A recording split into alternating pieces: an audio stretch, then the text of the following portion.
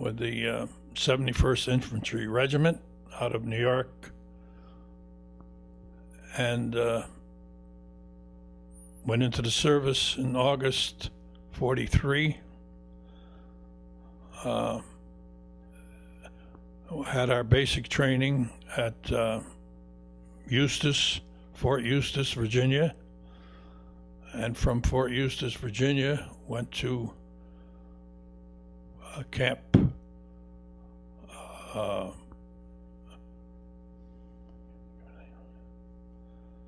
in Louisiana, where our maneuvers.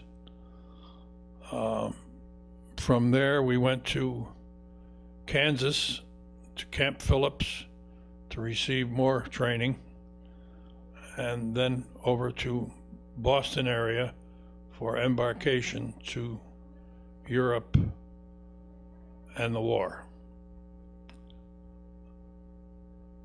Where are you from? Connecticut? You know, incidentally, I live now in Orange, Connecticut. At the time of induction into the service, I was living in Shelton, Connecticut. Now back to the war. We were docked in Cherbourg on the French Normandy coast after D-Day.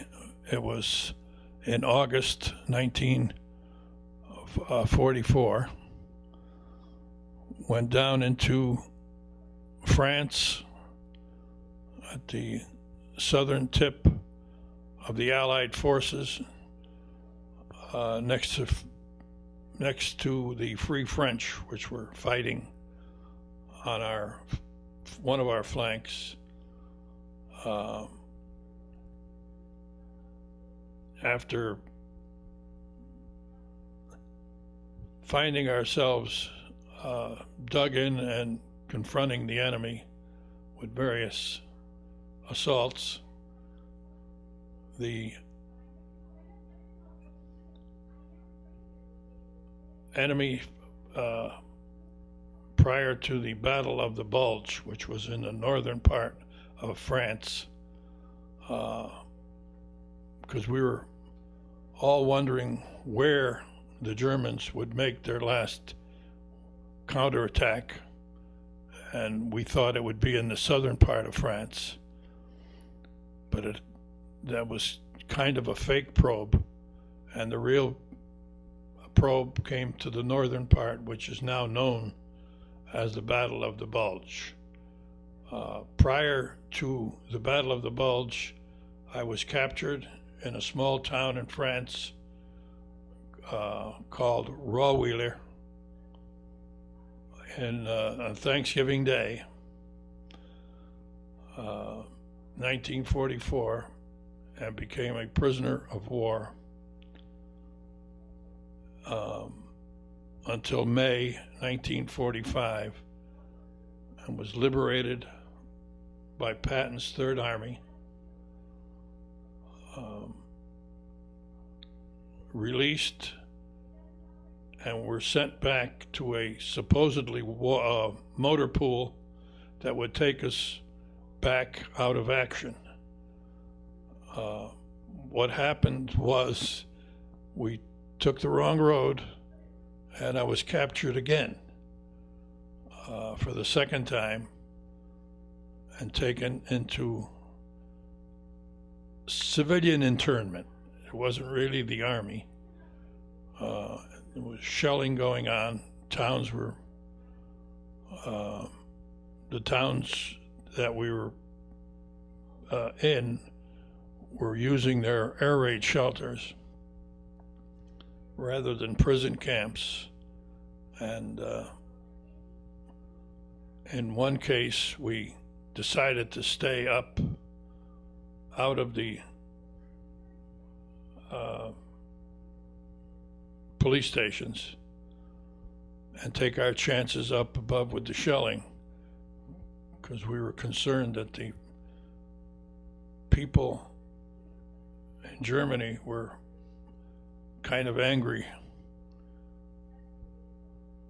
with the Allied forces, which were bombing, shelling, and killing all over the area. So our clothes that we wore were marked KG, which in German means prisoner of war, Kriegsgefangen. So we didn't know that if they would be acceptable down in the cellars with the KG on it, knowing that we were prisoners of war. And we thought we might be assaulted by the people that had lost loved ones, and were obviously blaming the U.S. forces for the deaths of their mothers, fathers, and sons. We were then liberated again, taken to a motor area, and fed and clothed and interned, and we were not a very good-looking crew. I was 196 pounds when I went in, and after internment in the prisoner of war camp, I was 114. Not looking very nice, but we've all seen pictures of prisoners that were in the German concentration camps. They had nothing to eat for themselves or the army that was fighting. Everything went to the front to keep the morale of the fighting soldier up.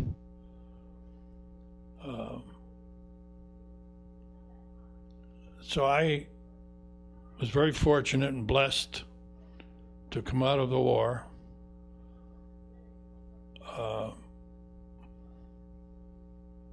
While we were being taken prisoner in the battle, I was wounded in the left knee and was treated by German forces. And it was not a critical wound. It was something that didn't take long or affect my walking or anything.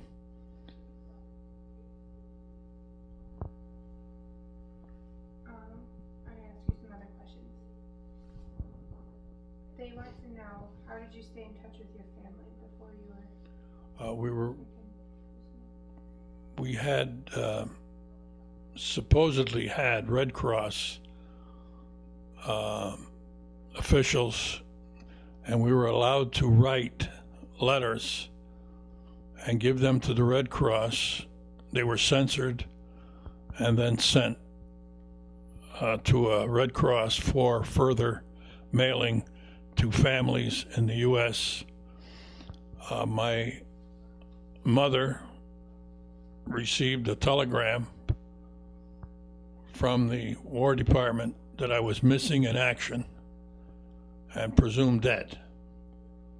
Then it was later that a letter that I had written 2-3 months prior to that finally got to my mother, asking her not to worry, which was stupid with all that was going on around me, being in a war. But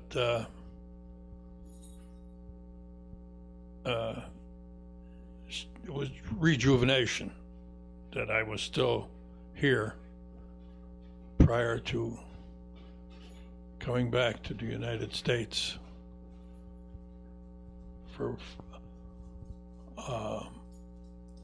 We were all sent to a camp in New York State up near Lake Placid and kind of nourished back to health with medical supervision.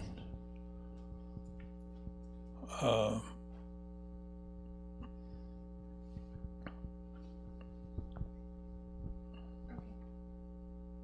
you remember what the food was like?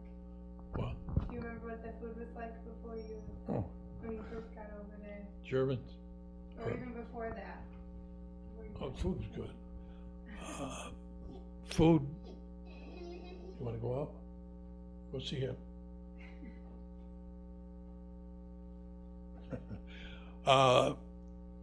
The food that the Army was serving, except on days that were just being shelled or mortar attacks and so forth, were hot and good meals. And whenever we were served the hot food, we were subject to C rations, K rations, and whatever packaged food that we would eat for subsistence. The food in the prison camp was not there. Most of the time, it was turnip soup, boiled to a liquid, and we had coffee, and in the morning, it wasn't real coffee. It was called ersatz, which was made from something, I don't know what, but it was warm and hot, and a piece of bread that they made out of sawdust.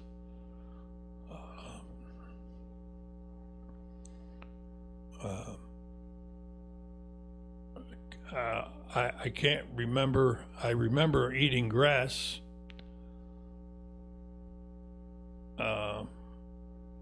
It was boiled and mixed with flour. It just had nothing else to say. It was either that or malnutrition. And we've had a few of our buddies die of malnutrition. Obviously, you've never seen anyone die from malnutrition, but they kind of bloat up like they're overfed. They look like very healthy human beings.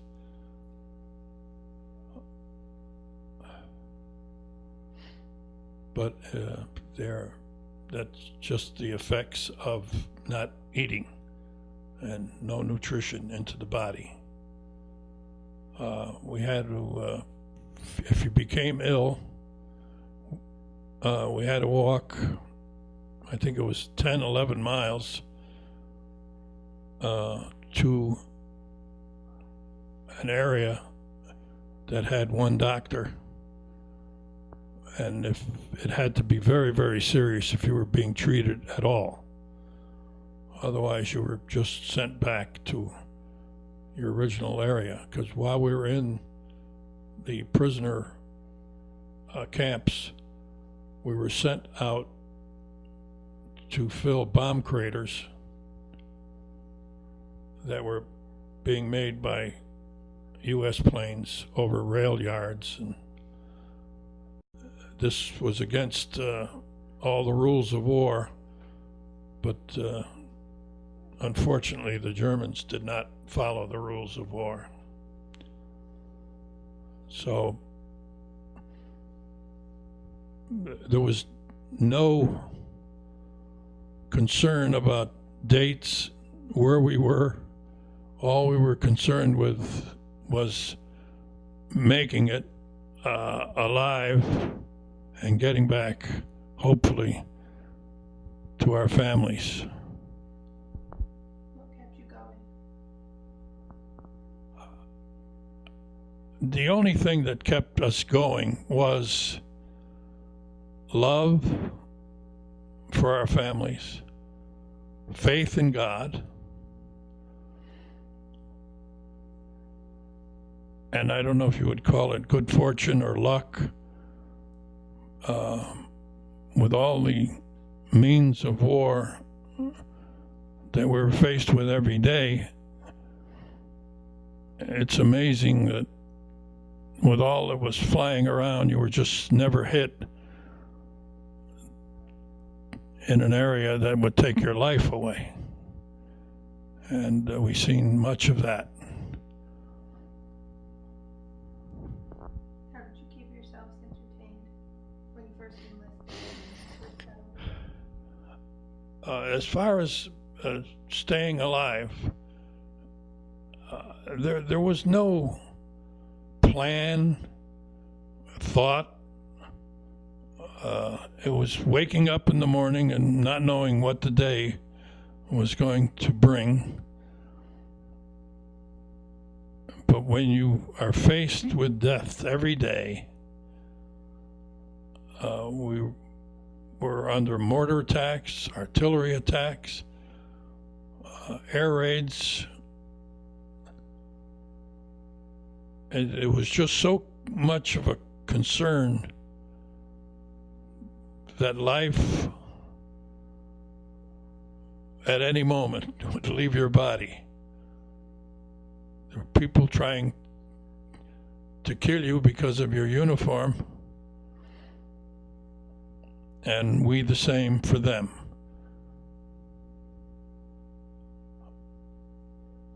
I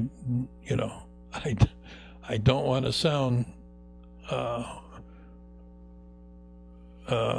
philosophical by saying that war is hell, because it's two armies trying to kill each other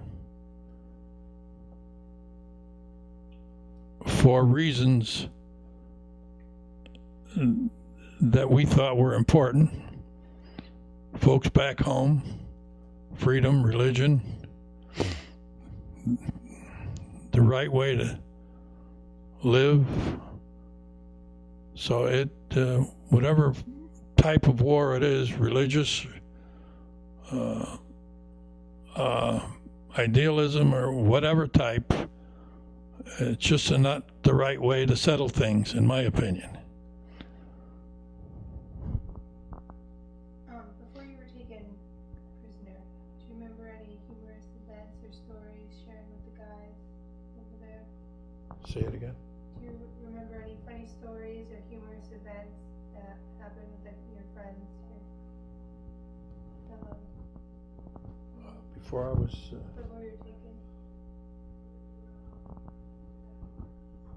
No, one of the war stories that I thought was interesting was we were going into a town and we were looking for a place to put our command post, and we were going into the houses and what they call cleaning out the town for any snipers or leftover troops. And this one house that I went into, went down the cellar stairs, and when I got down to the halfway down, I looked over and there were two German soldiers standing there with their hands in the air. There no uniform topside, just standing there in their pants and their boots, and they wanted to surrender. They could have easily shot me, but for what reason they wouldn't have. But they had taken some food and dug a hole in the cellar of the house, which, by the way, were dirt floors, and covered it. So when the town was being shelled and fought for, they escaped injury. Their uniforms were hanging on the wall, rifles up against the wall, and they were Polish. They were taken prisoner when they were fighting the Polish people and made to fight in the German army. So they were very happy, and they were speaking Polish, and I obviously didn't understand what they were trying to say, but brought him upstairs to a lieutenant named John Bernacki, was Polish, spoke the language, talked to him, and they said thanks for not shooting us. I told the lieutenant to tell him that I was more afraid of what they were going to do than I was what I was going to do with them. Another story, we were in a town called Embermenil in France, and we had foxholes, which you dig down, and then you dig sideways in case of air blasts that don't come down into the hole and kill you. So then we would cover the top of the foxhole with doors, pieces of sheet metal or anything to try to block any air bursts from coming down into the hole. This one morning, we woke up and the sun was streaming down into my hole, and I says, hey, there's something wrong, because all the stuff I put on top was gone. A mortar shell went off right next to the hole and never woke me up. Blew the top right off the hole. So whoever was looking over my shoulder spared me that one time, and I thought I'd better dig another hole if they're coming that close to the one I was in.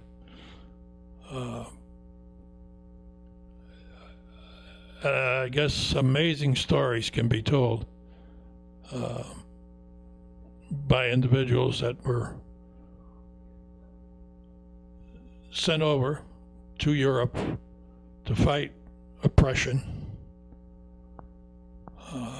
Some didn't know the reason, but once they got over and saw what was happening, and thought that the film that they showed us here prior to going over was named Kill or Be Killed. And that's what the war was all about. Kill or be killed. Did you have anything you had for luck, like a lucky charm or any ritual or anything? No?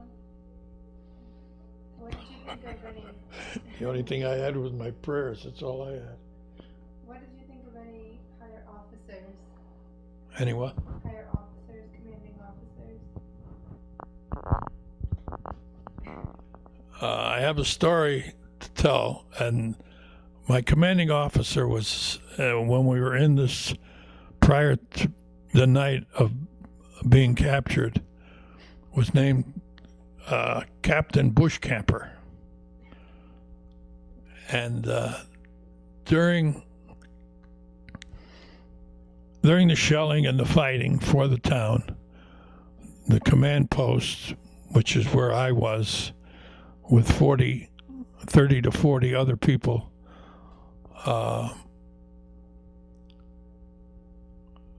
finally, after some shooting, they drove a tank up to the house and put the 88, which was their tank weapon, drove the tank up to the house and fired 3 shots into the house. And that's when we all surrendered, those that were left of us.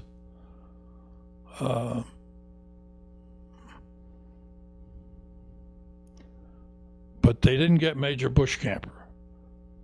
Major Bushcamper, or Captain Bushcamper, I'm sorry, went up the chimney and hid there until our brave leader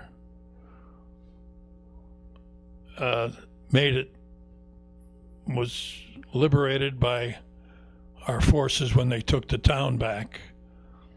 We got caught, he didn't. I thought that was a very humorous when I heard about whatever happened to Captain Bushcamper. Finally read it in my division, regiment informative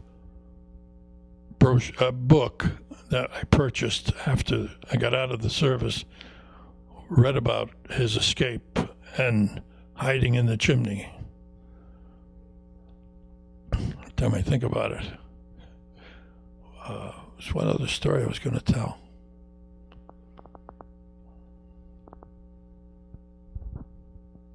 Can't think of it. Maybe I'll come back to you. Well, you showed us some of your awards and souvenirs you have, but do you want to talk about them on the camera? Yeah.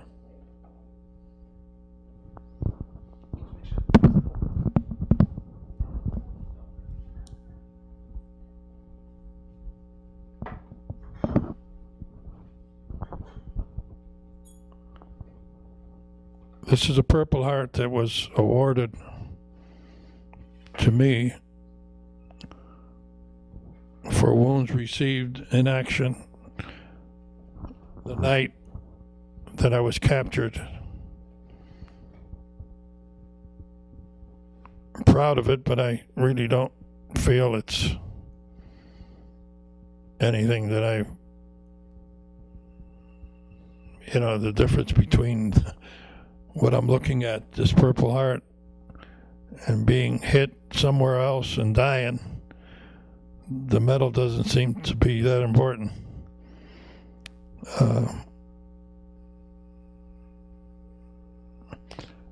The other medal that I have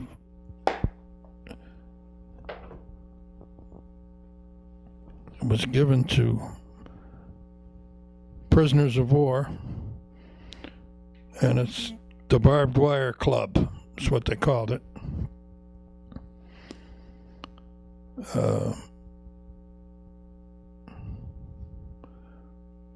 And I'd rather have this than some other type of award that were given to those that had fallen and are now buried in Europe. So much for that. There's some artifacts that you brought back. This is a German bayonet. I think it's, I'm not sure, is for the rifles that are used from World War I up to II. I don't know the history of it. It was in a pile of arms in the middle of a town, including helmets, guns, and I just thought memory-wise I would take something to remember all this, and I happened to grab this, and that's it.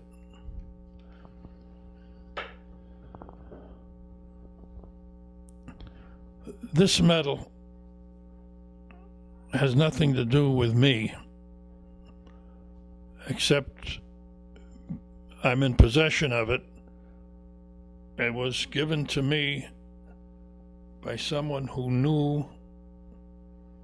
It's a medal that was awarded to mothers that had children for the fatherland. And just memorabilia is all it is. Has no other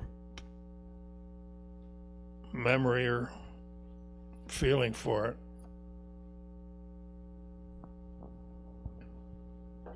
Do you remember the day you came home? Home or liberated? Oh, here? It was on Mother's Day, 1945. We had Doc back in Boston. And one thing I would like to say about, there's a section in Boston, in the north part of Boston, and it was the same area that we had left the United States and went to Europe from. And while we were in the train pulling over to the embarking area, the people were hanging on a fence,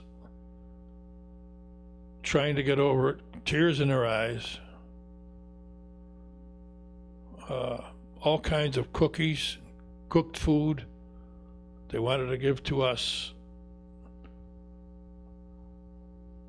And I thought this was overwhelming. I still think of it as people that realized where we were going, what we were getting into, and I don't think we knew or had the feeling as strong as it was in those people, elderly, mostly was the Italian section, which are very emotional people, of Boston. And but to see them there trying to get over that fence to hug and kiss and say goodbye was, I thought, very heartwarming. We left from an area called Fort Banks, which was right in the suburbs of Boston, prior to leaving the country. Didn't know if it was for good or if we were coming back or whatever, but very, very emotional time. What was the first thing you had to do when you get back? The first thing you really wanted to do?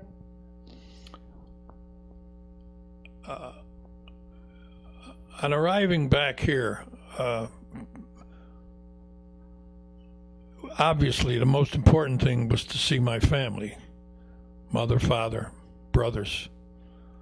I had another brother who was in Saipan in the South Pacific at the time, and thank God he made it through the war.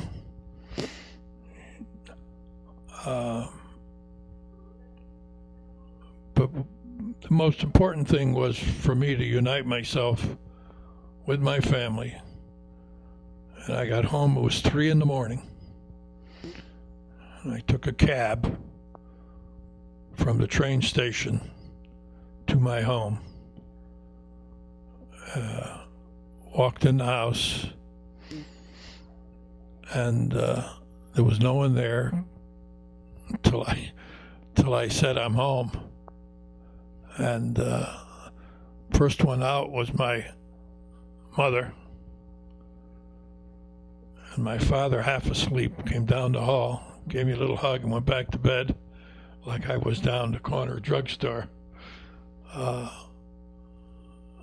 But all good, warm memories of coming back to those. Brother Frank rose up. He just rolled over and says, hi, and welcome home.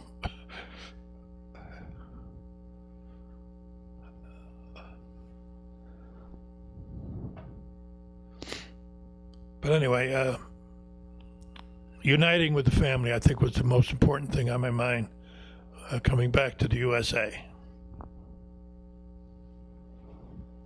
Go back to school.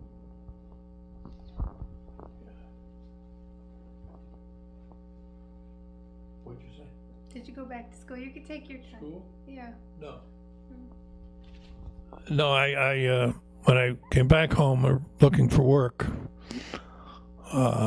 as many of the returning soldiers were, because we had just gotten over a very depressing time in our economy. The war seemed to boost it, but then when the war ended and orders were canceled and released and so forth, jobs were so important. And I finally ended up talking to someone I knew who worked for a company called Sponge Rubber Products Company in Shelton, Connecticut. And he told me the only jobs available were in the press room, where they molded the rubber into finished pieces. And the heat in there sometimes reached 140 degrees. And he said, before you take the job, I want you to walk through what they call the press room. And then if you still want the job, it's yours when you get on the other end of the room. And I went through the room and said, I'll take it. I needed the job, so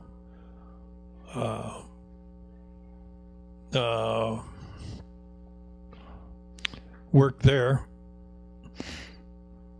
Worked in another company called Sidney Blumenthal, OK Tool, Shelton Hosiery.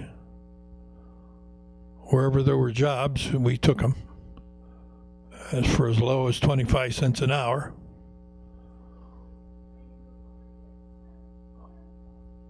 And other than that, we just grew up with the community after that, waiting for good times. Were you married before you left, or did you get married when you came back? I I got married on 1953, 8 years after I came back from the war.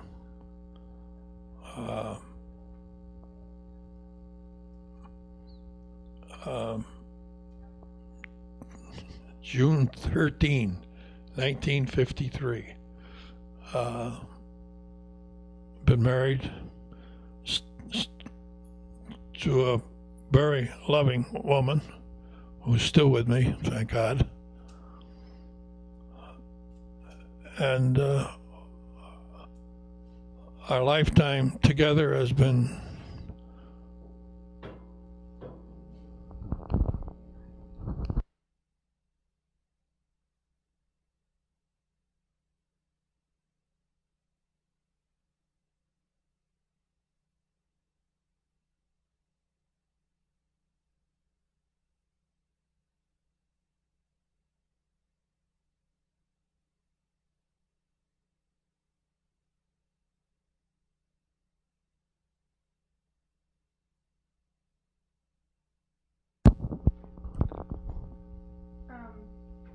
Did you join any veterans organizations?